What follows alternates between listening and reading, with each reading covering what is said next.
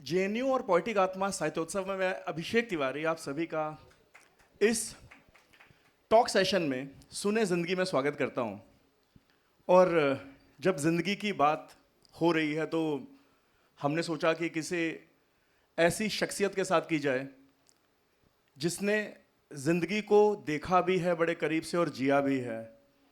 Ma'am जो सामने बैठी हैं, हिमाचल के एक बहुत ही रिमोट प्लेस लिप्पा से बिलोंग करती हैं और लिप्पा से आती हैं। और मैम की एज देख के आपको आइडिया नहीं होगा, पर मैं बता देता हूँ 73 ईयर्स है।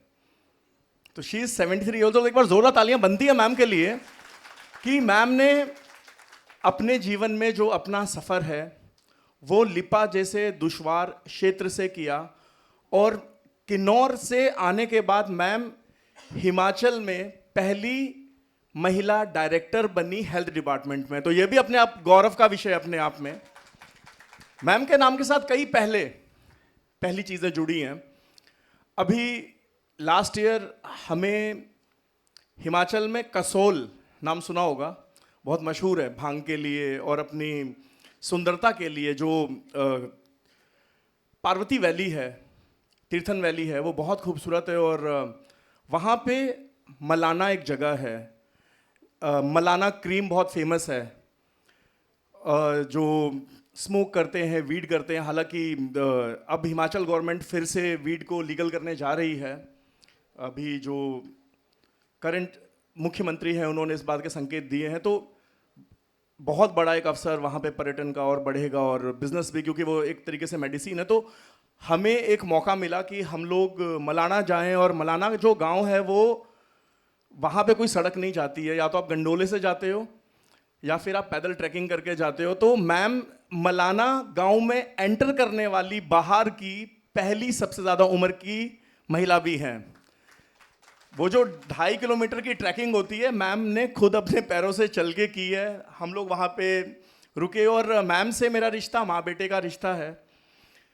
मैं हमेशा इन्हें बहुत बहुत प्यार से मदर इंडिया कहता हूँ। वो इसलिए नहीं कि माँ है, माँ का दर्जा हर एक स्त्री का दर्जा बहुत ऊंचा है, सबसे ऊंचा है, परंतु जो इनके जीवन की विषमताएं, जो जीवन इन्होंने जिया और उस जीवन को जीने के बाद 70 वर्ष की आयु में आपने लिखना शुरू किया।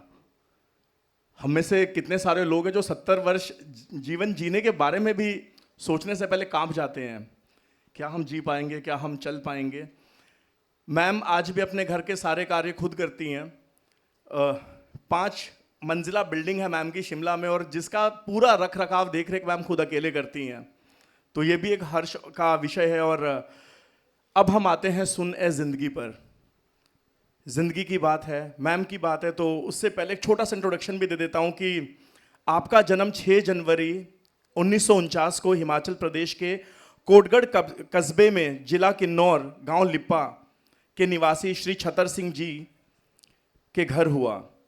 आपने उच्चतर शिक्षा एवं प्रभाकर शास्त्रीय संगीत में डिप्लोमा सोलन हिमाचल प्रदेश से प्राप्त किया। आप स्वास्थ्य और परिवार कल्याण सेवा निदेशालय शिमला से चिकित्सा उपनिदेशक पद से सेवानिवृत्त होने के पश्चात साहित्य को समृद्ध बनाने हेतु लेखन कार्य में अपना योगदान दे रही हैं। तो मैम, आपसे मैं ये जानना चाहूँगा कि ये जो आपका सफ़र है, क्योंकि आप वैसे बहुत खूबसूरत लग रही है, अपने ट्रेडिशनल अटायर में भी आई हैं हिमाचल के। तो और जहाँ तक मुझे पता चला है कि जनजातीय क्षेत्र हिमाचल से जेएनयू में स्टेज के ऊपर आने वाली भी आप पहली महिला हैं। तो एक बार दो तालियां इस चीज़ के लिए भी बनती हैं कि आप इतने सारे प्रथम मानदंड स्थापित कर रही हैं और इतने सारे स्टीरियोटाइप्स को तोड़ रही हैं। तो मैम, साहित्य में जो आने की रुचि हुई वो आपकी क्यों हुई, और वो भी इतने देर से क्यों हुई?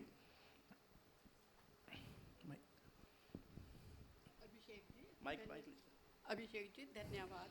आपने मेरे से ये पूछा है, और ये मेरा सौभाग्य है कि आज मैं जेएनयू के इस ऑडिटोरियम में आप सबके सम्मुख अपना जीवन के बारे में कुछ कह सकूं, और लिखने का कैसे जज्बा आया कि मैं कविता लिखूं, तो उसके बारे में मैं आपको बताना चाहूँगी। माइक पास कीजिए। उसके बारे में आपको मैं बता सकूं। तो बात ऐसी है कि मेरा जन्म 49 में कोटगढ़ में हुआ। बेसिकली मैं किन्नौर से बिलोंग करती हूँ। एजुकेशन मेरी सोलन में हुई है। 20 साल की जॉब में ये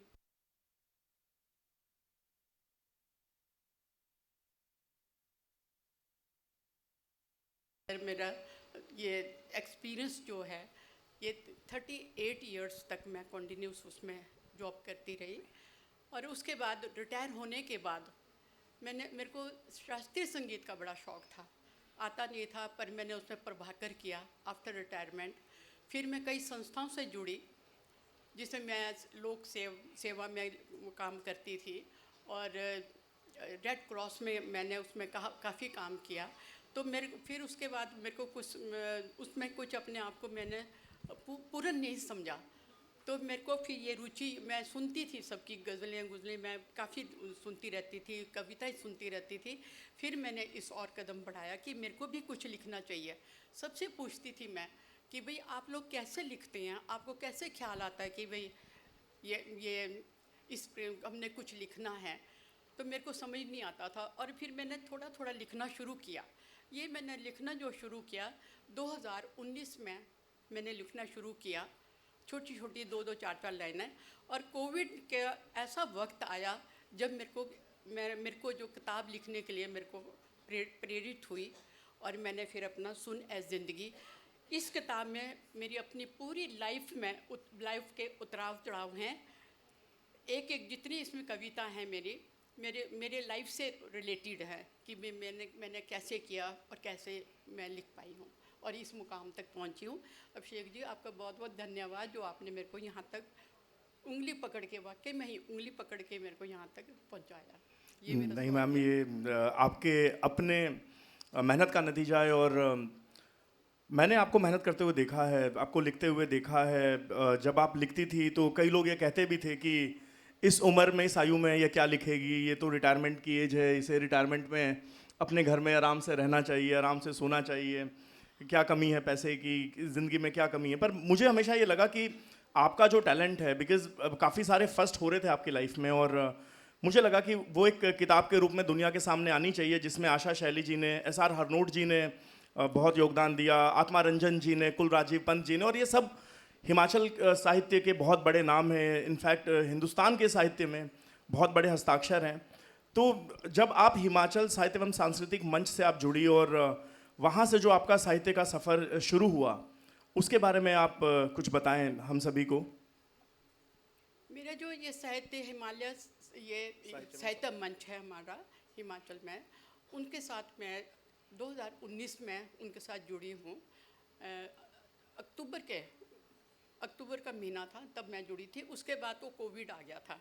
कोविड में 2-3 महीने के बाद कोविड आ गया था। मेरे को कुछ नहीं आता था। वहाँ मेरे को कहते थे कि भाई आप अपना जो भी आप लिखती हैं सुनाओ।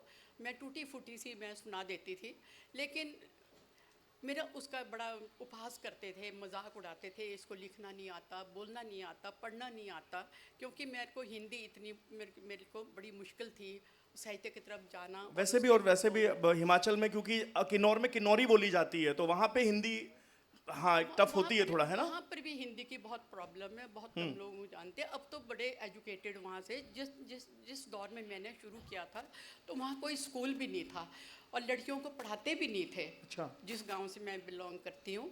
और ये तो मेरे फादर जो थे वो सर्विस करते थे, पढ़े लिखे थे। उनके ननिहाल वालों ने उनको आगे बढ़ाया पढ़ने के लिए, और उन्होंने हमारे को आगे एजुकेशन के लिए बाहर निकाला, और उनकी बदौलत मैं यहाँ तक पहुँची हूँ। और कविता के जो उसके लिए बताती हूँ, तो जैसे मेरा बड़ा मजाक उड़ाते थे, इसको बोलना नहीं आता, तो ये मेरे लिए बहुत चैलेंज की बात थी कि हैं मेरे को ऐसे बोला है। बस वही मैंने उसको पकड़ा और मैंने कहा अगर मेरे में ये कमी है तो मैं कोशिश करूँगी कि मैं इसको पूरा कर सकूँ।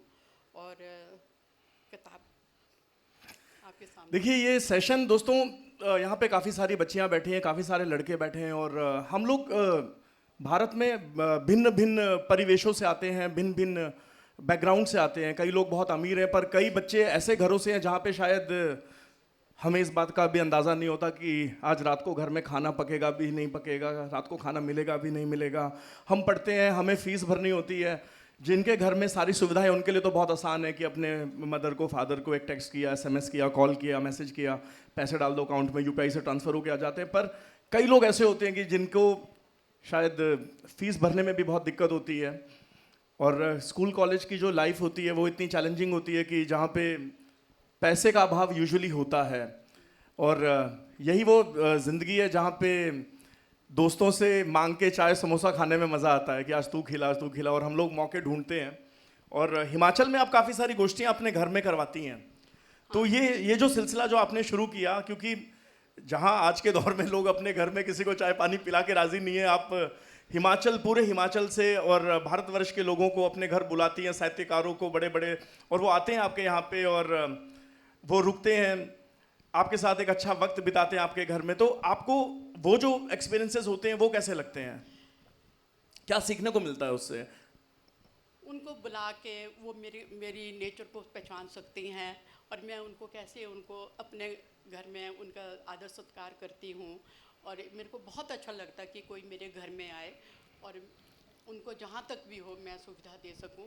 और इसी चक्कर से ही मैंने लिखने के लिए भी प्रेरित हुई, ताकि जिन्होंने मेरा उपहास किया वो कम से कम मेरी जो है जो मैंने उनको हॉस्पिटलिटी में देती हूँ उससे वो मेरे को ज़रा कुछ समझें और कुछ वो मेरे समझाएं। को बड़ा वो जो positive- हम बैठते हैं सारे लोग जो डिस्कशन करते हैं और अच्छा कैसे लिखा मेरे जाए। को बहुत अच्छा लगता कि जब वो मेरे को उसके बाद काफ़ी उन्होंने मेरे को प्रोत्साहन दिया, काफ़ी मदद करी, फिर मेरी अप्रिशिएशन भी शुरू कर दी कि नहीं आप पहले से ठीक लिख रही हो। और मैंने कहा सिर्फ मेरे को बोलने की प्रॉब्लम होती है, मैंने कहा कि वो भी कोशिश करूँगी कि यहाँ जैसे मंच में इतने उससे बात कर रहे हैं ये लोग, इनके बराबरी में ना पहुँच सकूँ, लेकिन कुछ अंश तक इनके साथ मैं जुड़ सकूं और इस तरह से बोलना पसंद करूं। जीवन आपका काफ़ी उतार चढ़ाव से भरा रहा, काफ़ी सारे चैलेंजेस आपने देखे, जिए, और सुने ज़िंदगी में आपने इन्हीं चीज़ों को इन्हीं चीज़ों को पिरोया है। तो मैं आपकी जैसे कविता है मेरा देश, और देखिए बहर छंद विधाओं में तो बनते, जब हम बन जाते हैं तो हम बहुत बड़ी बड़ी बातें कहते हैं, पर जो एक कवि या कवित्री या आम मानवी के जो मनोभाव हैं वो दुनिया तक आना बहुत ज़रूरी है। तो मैं इनकी कविता, और देखिए कितने छोटे छोटे शब्दों में वो मनोभाव कह दिए जाते हैं। मुझे मालूम है कि